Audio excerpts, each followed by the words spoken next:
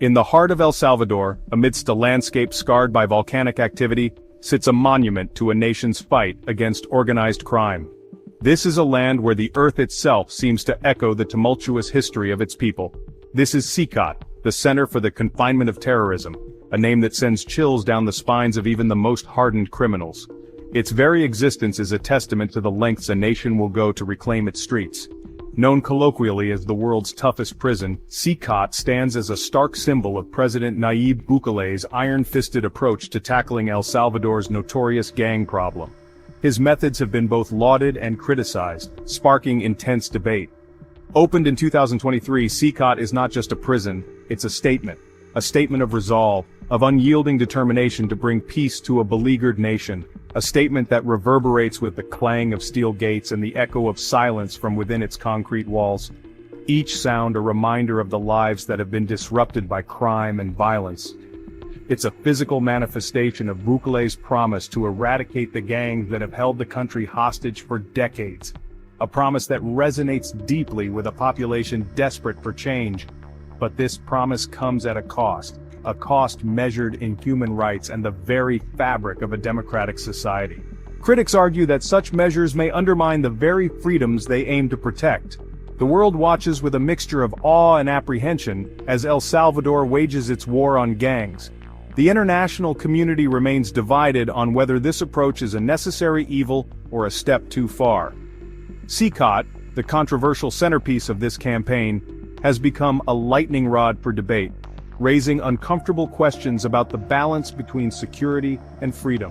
These questions are not easily answered. Is this the future of law enforcement or a dangerous descent into authoritarianism? The implications of CECOT's existence extend far beyond the borders of El Salvador. The answers, like the prison itself, are complex and multifaceted. As the world continues to watch, the story of CECOT unfolds, challenging our perceptions of justice and security.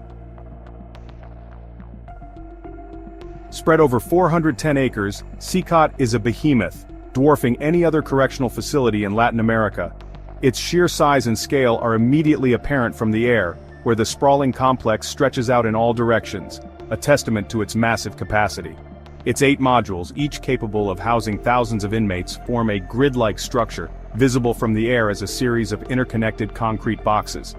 These modules are designed to maximize space and efficiency, ensuring that every inch of the facility is utilized. The sheer scale of the prison is daunting, a testament to the government's determination to bring the gang problem under control. The imposing walls and watchtowers serve as a constant reminder of the state's power and resolve. Each module is designed to hold over 2,500 inmates, packed into cells designed for far fewer. The overcrowding is evident, with inmates living in close quarters, sharing limited space and resources. The cells themselves are Spartan, to say the least. Bare concrete floors, metal bunks without mattresses, and a single high window that allows slivers of light but no view of the outside world. The minimalistic design is intended to strip away any sense of comfort or individuality. Privacy is non-existent, with up to 80 inmates crammed into a space meant for a fraction of that number. The lack of personal space and constant surveillance create a tense and oppressive atmosphere.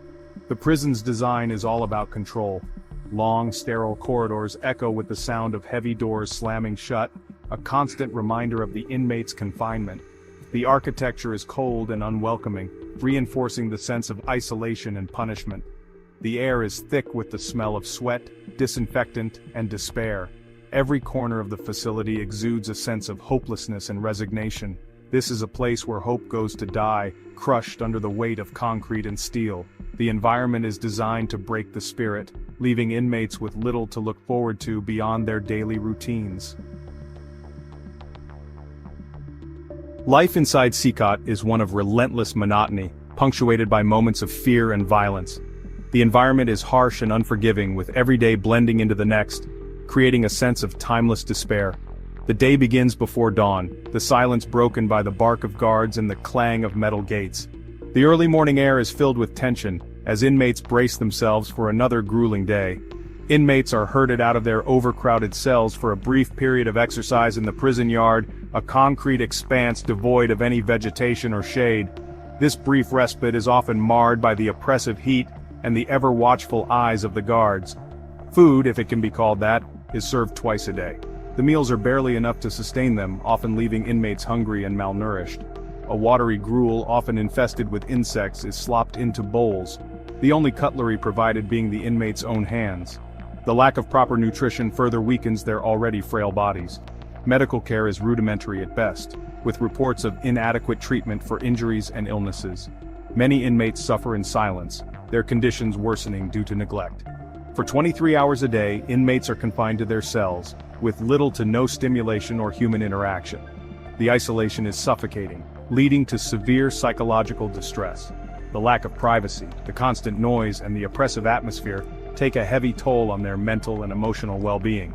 The relentless stress and anxiety are palpable, affecting every aspect of their lives. Many resort to self-harm or attempt suicide, desperate to escape the living hell that is CECOT. The despair is overwhelming, and for many there seems to be no end in sight. For those who violate the prison's strict rules or those deemed particularly dangerous, there is another level of punishment: solitary confinement. These cells, if they can be called that, are the stuff of nightmares. Tiny, windowless boxes painted entirely black, they offer no respite from the darkness, both literal and metaphorical. Inmates in solitary confinement are completely isolated from the outside world. Food is passed through a small slot in the door, and the only human contact they have is with the guards who come to shackle them for their brief moments outside the cell. The psychological impact of such prolonged sensory deprivation is devastating, leading to hallucinations, paranoia, and severe mental breakdowns. The use of solitary confinement in CECOT has been widely condemned by human rights groups as a form of torture. Yet, the prison authorities defend its use as necessary to maintain order and control within the facility. It's a chilling reminder of the brutal realities of life inside El Salvador's mega-prison. Section 5. An impregnable fortress security measures at CECOT. CECOT is designed to be inescapable. Towering walls topped with razor wire encircle the facility, while armed guards patrol the perimeter day and night. A sophisticated surveillance system, with cameras covering every inch of the prison, ensures that no movement goes unnoticed. The prison boasts 19 watchtowers, strategically positioned to provide a 360-degree view of the compound. Motion sensors and thermal imaging technology further enhance security, making it virtually impossible to breach the perimeter undetected. Inside, guards equipped with riot gear and high-powered weapons are on standby to quell any sign of unrest. The message is clear. Escape from CECOT is not an option. This is a place where inmates are sent to be forgotten, their fate sealed the moment they step inside. The prison stands as a stark reminder of the lengths to which the government is willing to go to maintain control and suppress dissent. To understand CECOT, one must understand the context in which it was born. El Salvador for decades has been plagued by gang violence. MS-13 and Barrio 18, two of the most powerful gangs in the Americas, have terrorized the country, controlling entire neighborhoods and engaging in extortion, drug trafficking, and murder. Nayib Bukele, a charismatic and tech-savvy politician, rode to power in 2019 on a wave of popular frustration with the government's failure to tackle the gang problem. He promised a mano dura, iron fist approach, vowing to eradicate the gangs by any means necessary. CECOT is the physical embodiment of that promise. In 2022, Bukele declared a state of emergency, suspending basic civil liberties and launching a massive crackdown on gangs. Tens of thousands of suspected gang members were arrested, often without warrants or due process. Many were sent to CECOT, where they languish today, their legal status uncertain. The construction and operation of CECOT have drawn sharp criticism from international human rights organizations. Amnesty International has accused the Bukele government of systematic human rights violations in its war on gangs, citing arbitrary arrests, torture, and extrajudicial killings. Human Rights Watch has called CECOT a concrete and steel pit, where inmates are subjected to cruel, inhuman, and degrading treatment. The organization has documented cases of overcrowding, inadequate medical care, and the denial of basic hygiene. The UN High Commissioner for Human Rights has expressed concern about the lack of due process for those arrested under the state of emergency, noting that many are detained solely on the basis of their appearance or alleged gang affiliations, without any evidence of criminal activity. The Bukele government defends its actions, arguing that drastic measures are necessary to combat the extraordinary threat posed by gangs. They point to a significant decrease in homicides and other violent crimes as evidence that their strategy is working. Indeed, there is no denying that many Salvadorians, weary of living in fear, support Bukele's tough stance. They argue that the rights of criminals should not supersede the rights of law-abiding citizens to live in peace and security. However, the question remains, at what cost? Is sacrificing due process and human rights a price worth paying for a temporary reduction in crime? Can a society truly be considered safe when it is built on a foundation of fear and repression? CECOT stands as a stark reminder of the difficult choices that societies face when confronted with complex challenges like gang violence. It's a cautionary tale about the dangers of sacrificing human rights in the name of security. The prison, in its imposing physicality and its brutal efficiency, serves as a monument to both the desperation and the folly of a nation grappling with deeply entrenched problems. It's a symbol of a government willing to go to any length to assert control, even if it means trampling on the very principles of justice and human dignity.